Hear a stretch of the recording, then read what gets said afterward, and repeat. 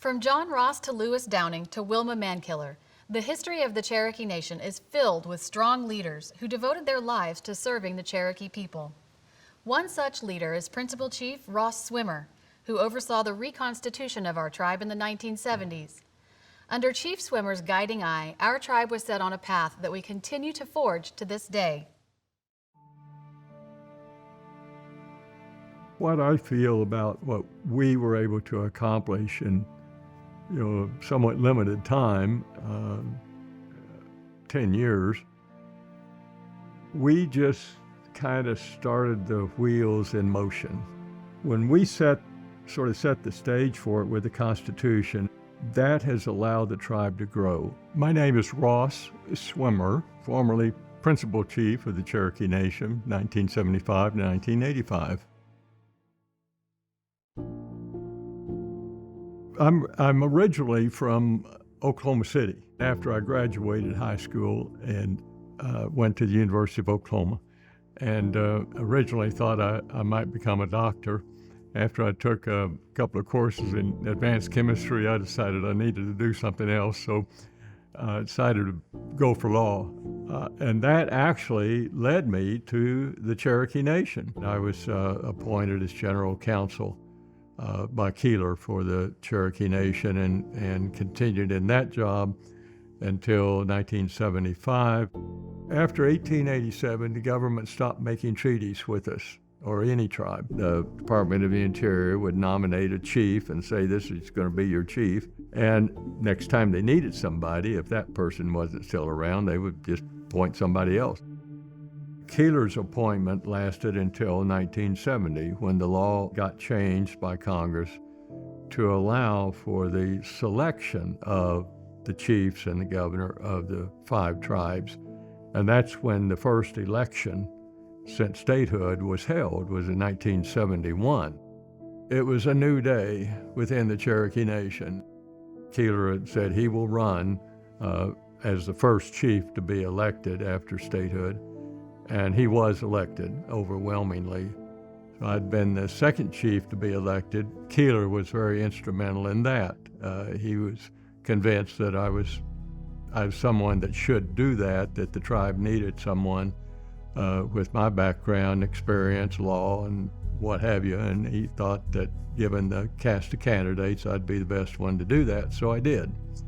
And I was not a politician. I had no real background in that, but I'd never run for anything myself. And for at least a period of time, I was the sole control for the Cherokee Nation. The principal chief was the only authority for the tribe, as we didn't have a constitution or a constitutional government. That was why part of my platform was to run, to bring a constitution forward. After I was elected, I sat down with some attorneys and some tribal members and some of the tribal employees, and we put together kind of a committee, and I presented a draft of a constitution. My idea was you would have a tribal council that would act in essence as a board of directors that would oversee government operations and be the check on the chief. You would have a court, the Supreme Court, that would hear the differences and make a decision. Then with those things in place, you'd have a deputy chief, so you'd have a line of succession. Because if anything had happened to Keeler, the Bureau of Indian Affairs would have taken over the tribe. So you have the chief, the deputy, a line of succession, tribal council, and a court. And those are the basic instruments of the Constitution. And then within the Constitution, there are duties of each one of the branches, what they can and shouldn't do. Well, I took the Constitution up and presented it to the secretary and explained what we were doing, and he took his pen and signed off on it and said, that's fine. That was the turning point. That's when we could have sovereignty again. That's when we could start acting as a sovereign tribe. Having the Constitution tells people on the outside that we're really legitimate and that we're an organization they have to deal with. I ran the second time. And then we had a lot of trouble in the third election. My deputy chief, Perry Wheeler, had decided to run against me.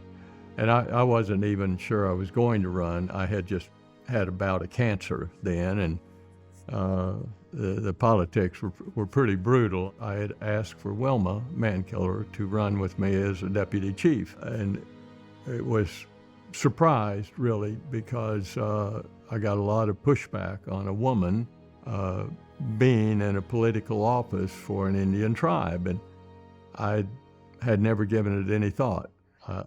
Wilma had done a good job for several years working in the community, so I did ask her to run. She agreed, and we got elected. And I then got a call in 1985. The Secretary of Interior, Don Hodel, said, "What I really need is an assistant secretary for Indian Affairs, and I want you to come to Washington to do that." Still had 2 years left on my term, and I wasn't sure that Wilma would assume that particular position as principal chief if I left.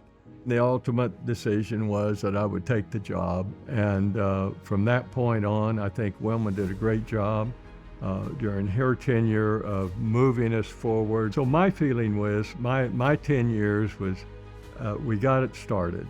That was my contribution, and it has grown, and the current administration is doing some fantastic things. I like what I see today as far as how we've grown, become a real strong, very strong business area and employment of many, many Cherokee people. The Cherokee Nation's in pretty good shape today, so I'm excited that I got to be part of the start of it.